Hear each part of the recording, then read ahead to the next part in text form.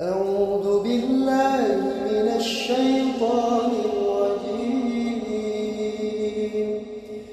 بسم الله الرحمن الرحيم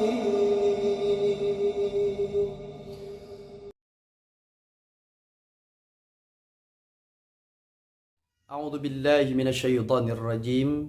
Bismillahirrahmanirrahim. Assalamualaikum thumma assalamualaikum warahmatullahi wabarakatuh. Hamdan wa syukran lillah, amma ba'du. Allahumma salli fasalli ala sayyidina Muhammad wa ala alihi wa ashabihi ajmain. Alhamdulillah, ibu bapak yang dirahmati Allah dan semua para sahabatku, para saudara yang senantiasa ada dalam rahmat Allah Subhanahu wa taala. Saya berdoa semoga Anda semua yang menyaksikan channel ini, yang memberikan subscribe-nya, yang memberikan like-nya atau komentarnya atau dibagikan di share-nya, semoga itu akan menjadi bernilai pahala yang terbaik bagi Anda. Saya juga mendoakan yang hadir di channel ini, semoga diberkahkan rizkinya, dimudahkan setiap urusannya, Allah titipkan keluarga sakinah, mawaddah, warahmah, Allah sembuhkan setiap penyakitnya, dan yang paling pokok, Allah tetapkan keistiqomahan dalam taufik dan hidayah Allah Subhanahu wa taala. Yang pada akhirnya kita diwafatkan oleh Allah dalam keadaan husnul khatimah, bisa bertemu dengan wajah agung Allah Subhanahu wa taala tentunya di surganya, dan bisa bertemu dengan wajah baginda Rasulullah, kekasih Allah Subhanahu wa taala. Baik, saya akan teruskan. Sebelum teruskan, silakan di-subscribe, di-like, di-share, dan bisa komentar ya. Di kolom komentar silahkan ditulis. Kalau memang harus ada yang ditanyakan, silahkan. Kalau saya bisa jawab, insya Allah saya jawab. Tapi mohon maaf, kalau saya tidak bisa menjawab, itulah kekurangan saya ya, itu kekurangan saya. Dan saya pun mempersilahkan kepada setiap siapapun yang ingin memberikan masukan atas kekurangan yang banyak yang pada diri saya ya, silahkan. Saya akan terima dengan lapang dada dan penuh keikhlasan, dan insya Allah itu akan menjadi pemicu bagi saya supaya lebih baik ya. Intinya saya ingin memberikan di video ini sesuatu yang memang sangat-sangat bermanfaat, khususnya bagi saya, keluarga, dan kita semua. Hal yang akan share yaitu berkaitan dengan penyakit non medis. Penting kita ketahui karena mau tidak mau efeknya dahsyat bagi kita ya. Di antara penyakit non medis, entah itu gangguan sihir, entah itu gangguan jin nasab, entah itu gangguan ain, kedengkian dari orang lain, atau kedengkian dari siapapun saudara kita, ataupun kekurang sadaran kita, kurang memujinya kita kepada Allah Subhanahu wa taala. Dan selanjutnya itu berkaitan dengan jin yang memang kita undang sendiri melalui amalan-amalan yang memang amalan itu tidak pernah disunnahkan oleh baginda Rasulullah dan tidak pernah diijmakan oleh para ulama kita ya. Nah, maka dari itu, hal yang pertama yang harus Anda ketahui adalah berkaitan dengan ciri-cirinya. Pertama, ciri seseorang yang kena gangguan itu ada pada fisiknya dulu ya. Kita bahas fisik dulu. Pertama, sering sakit kepala. Sering sakit kepala ya. Kalau sudah sakit kepala, biasanya terjadinya sakit kepala ini di waktu ba'da asar sampai malam dan sampai tidur. Biasanya rata-rata seperti itu. Ya, itu yang pertama. Ciri yang kedua adalah biasanya seseorang yang kena gangguan itu biasanya ada permasalahan di pencernaan, di perutnya, di lambungnya. Gampang begah, kayak sering masuk angin, pengen muntah, tapi nggak keluar. Itu ciri yang kedua. Dan rata-rata ya, itu terasa itu memang setelah asar sampai malam. Ciri selanjutnya adalah seseorang yang kena gangguan biasanya gampang marah, gampang tersinggung, gampang tersulut emosinya. Padahal secara umum permasalahan yang terjadi itu dianggap biasa secara umum, tapi bagi orang yang terkena gangguan itu bisa menjadi luar biasa ya, gampang tersulut emosi. Dan selanjutnya ciri-ciri orang yang terkena gangguan adalah suka bermimpi buruk.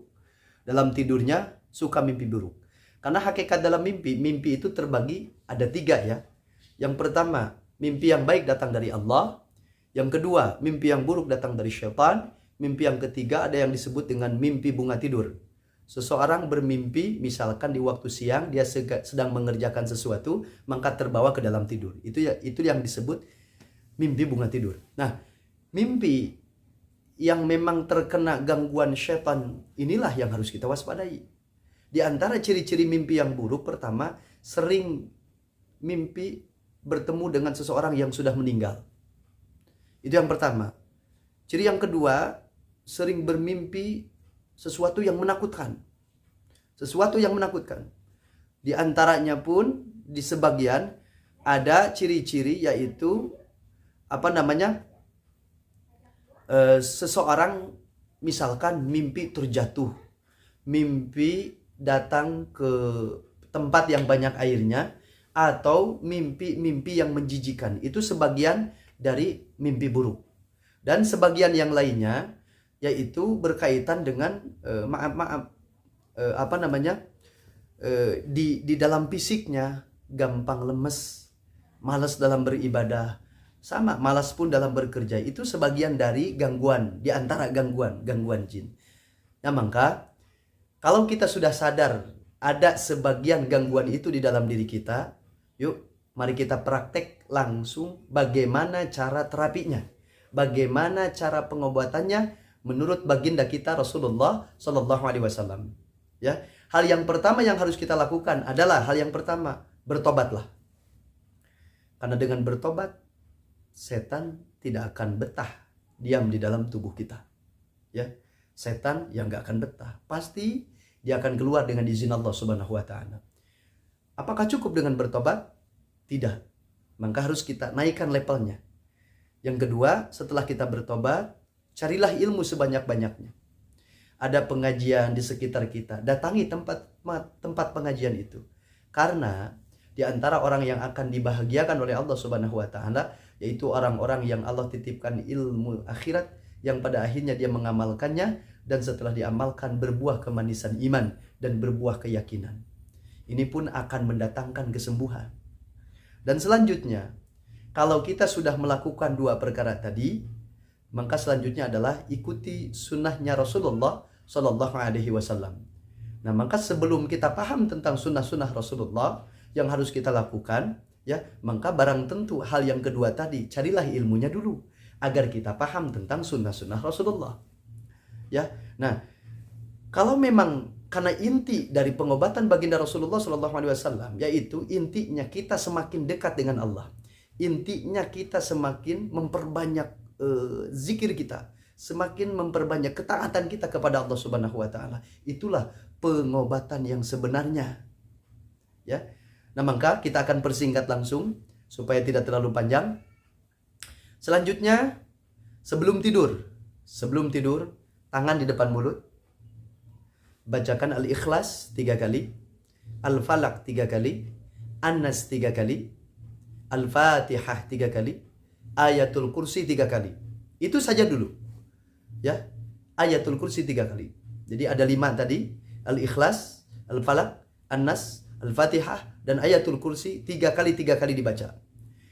Dikeluarkan suaranya walaupun hanya sedikit. Lalu setelah itu agak ditiup sedikit, lalu digosok semua. Digosok semua, anggota badan kita, tubuh kita digosok semua.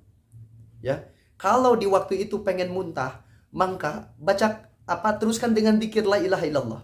Maka insya Allah akan keluar. Insya Allah akan keluar. Nah, ada yang sedikit terlupakan. Kalau bisa sebelum kita tidur, memang wudhu itu harus kita jaga.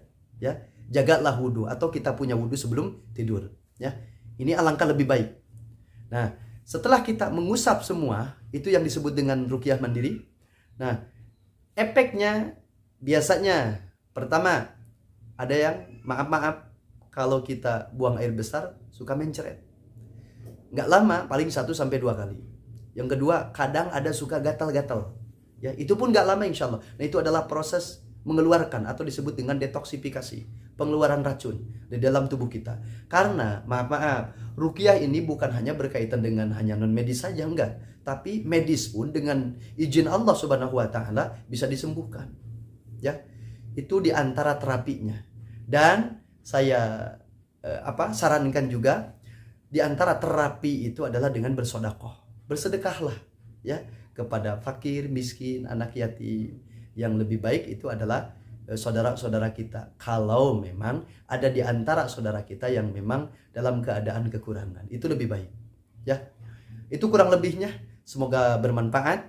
Semoga bisa memberikan solusi bagi Anda semua, dan insya Allah semua itu bernilai pahala. Ingat, like, komen, subscribe, dan share.